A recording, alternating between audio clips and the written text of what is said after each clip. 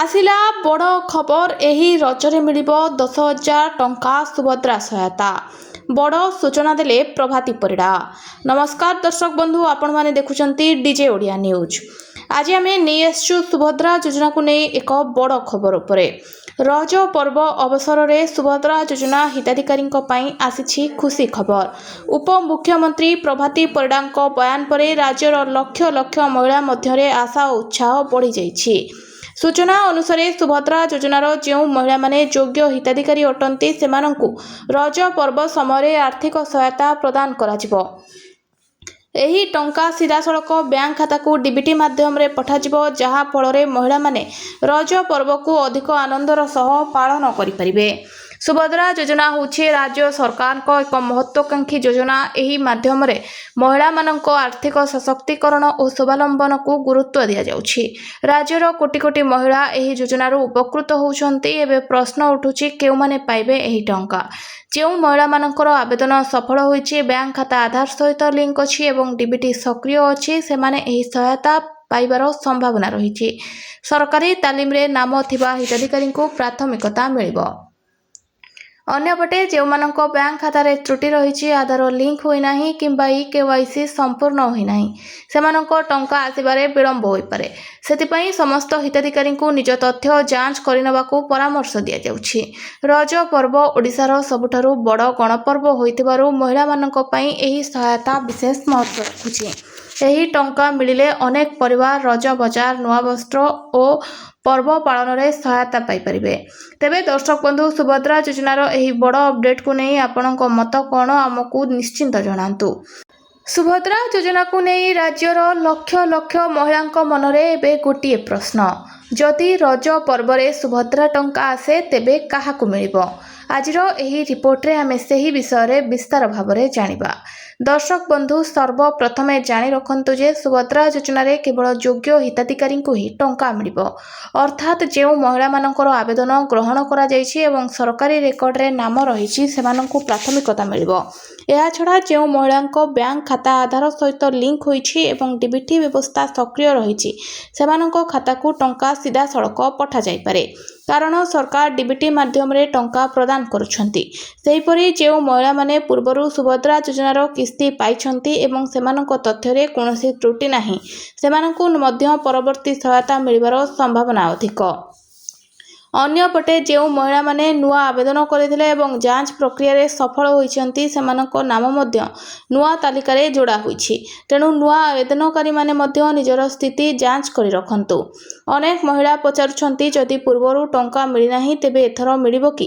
ଯଦି ଆପଣଙ୍କ ଆବେଦନ ମଞ୍ଜୁର ହୋଇଛି ଏବଂ ସମସ୍ତ ଦସ୍ତାବିଜ ଠିକ୍ ଅଛି, ତେବେ ଆପଣ ମଧ୍ୟ ସହାୟତା ପାଇପାରନ୍ତି। ତେଣୁ ଦର୍ଶକ ବନ୍ଧୁ, ନିଜ ବ୍ୟାଙ୍କ ଖାତା, ଆଧାର ଲିଙ୍କ, ମୋବାଇଲ ନମ୍ବର ଓ ଅନ୍ୟାନ୍ୟ ତଥ୍ୟ ଠିକ୍ ଅଛି କି ନାହିଁ ଥରେ ନିଶ୍ଚିନ୍ତ ଭାବରେ ଯାଞ୍ଚ କରନ୍ତୁ, କାରଣ ଛୋଟ ଛୋଟ ତ୍ରୁଟି ଯୋଗୁଁ ଟଙ୍କା ଅଟକି ଯାଇପାରେ। ସୁଭଦ୍ରା ଯୋଜନାକୁ ନେଇ ରାଜ୍ୟରେ ଲକ୍ଷ ଲକ୍ଷ ମହିଳାଙ୍କ ମନରେ ଏବେ ଆଉ ଗୋଟିଏ ପ୍ରଶ୍ନ ମଧ୍ୟ ଉଙ୍କି ମାରୁଛି, ରଜ ପର୍ବରେ କେତେ ଟଙ୍କା ମିଳିବ? ଦର୍ଶକ ବନ୍ଧୁ, ରଜ ପର୍ବ ଓଡ଼ିଶାର ଏକ ବଡ଼ ପର୍ବ ହୋଇଥିବାରୁ ସମସ୍ତଙ୍କର ନଜର ଏବେ ସୁଭଦ୍ରା ଯୋଜନା ଉପରେ। ଅନେକ ମହିଳା ନିଜର ବ୍ୟାଙ୍କ ଖାତା ଯାଞ୍ଚ କରୁଛନ୍ତି ଏବଂ ଟଙ୍କା ଆସିବାକୁ ଅପେକ୍ଷା କରୁଛନ୍ତି। ସୂଚନା ଅନୁଯାୟୀ, ଯଦି ରଜ ଅବସରରେ ସୁଭଦ୍ରା ସହାୟତା ପ୍ରଦାନ କରାଯାଏ, ତେବେ ଏହା ରଜ ପର୍ବ ପୂର୍ବରୁ କିମ୍ବା ରଜ ପର୍ବ ସମୟରେ ହିତାଧିକାରୀଙ୍କ ବ୍ୟାଙ୍କ ଖାତାକୁ ଡିବିଟି ମାଧ୍ୟମରେ ଜମା ହୋଇପାରେ। ଏହାଦ୍ୱାରା ମହିଳାମାନେ ରଜ ବଜାର କରିବା ସହ ପର୍ବକୁ ଆନନ୍ଦର ସହ ପାଳନ କରିପାରିବେ। ସୁଭଦ୍ରା ଯୋଜନାକୁ ନେଇ ରାଜ୍ୟର ଲକ୍ଷ ଲକ୍ଷ ମହିଳାଙ୍କ ମନରେ ଆଉ ଗୋଟିଏ ପ୍ରଶ୍ନ ମଧ୍ୟ ରହିଛି, କାହାକୁ ମିଳିବନି ସୁଭଦ୍ରା ଯୋଜନାର ଟଙ୍କା? ଦର୍ଶକ ବନ୍ଧୁ, ସୁଭଦ୍ରା ଯୋଜନାର କେବଳ ଯୋଗ୍ୟ ହିତାଧିକାରୀଙ୍କୁ ହିଁ ସହାୟତା ପ୍ରଦାନ କରାଯାଏ।